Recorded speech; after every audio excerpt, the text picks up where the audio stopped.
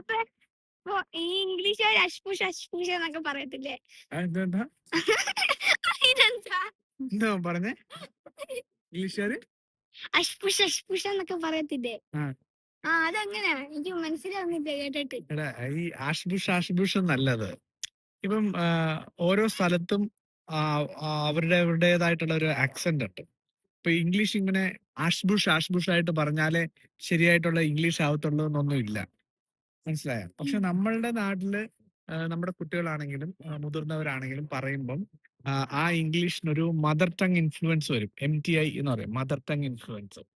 അപ്പൊ നമ്മൾ മലയാളികള് ഇംഗ്ലീഷ് പറയുമ്പം നമ്മുടെ മലയാളമായിട്ട് ഒത്തിരി കണക്റ്റഡ് ആയിട്ടുള്ള രീതിയിലായിരിക്കും പറയുക. ചില വാക്കുകളൊക്കെ പറയുമ്പം ആ മലയാളം എങ്ങനെയാണോ നമ്മൾ പറയുന്നത് അതുപോലെ പറയാൻ ശ്രമിക്കും.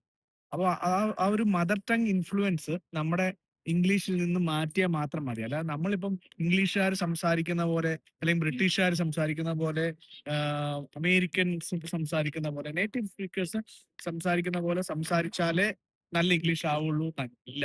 നമ്മളെ മദർ ടങ് ഇൻഫ്ലുവൻസ് ഒന്ന് മാറ്റിയെടുത്താൽ തന്നെ നമ്മുടെ ഇംഗ്ലീഷ് നല്ലയാവും. അപ്പോൾ അതിനു വേണ്ടിയിട്ടാണ് നമ്മൾ ഒരു കോഴ്സ് ഉള്ളത്, 44 ഇംഗ്ലീഷ് സൗണ്ട്സ് പഠിപ്പിക്കുന്ന ഒരു കോഴ്സ്.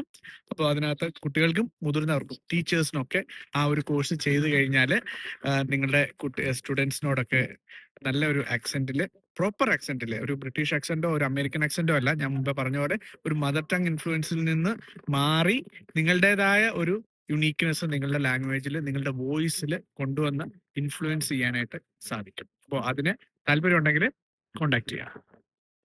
അപ്പോ വൈറ്റ് ടോക്സ് ആണ്. ഒരു ആപ്പ് ഉണ്ട്, മൈ വോയിസ് എന്നൊക്കെ പറഞ്ഞിട്ട്. അതില് 44 ദിവസം കൊണ്ട് 44 സൗണ്ട് പഠിക്കാൻ പറ്റുന്നതാണ്. ഞാൻ കോണ്ടാക്ടിങ് നമ്പർ എല്ലാം ഡിസ്ക്രിപ്ഷനിൽ കൊടുക്കാം.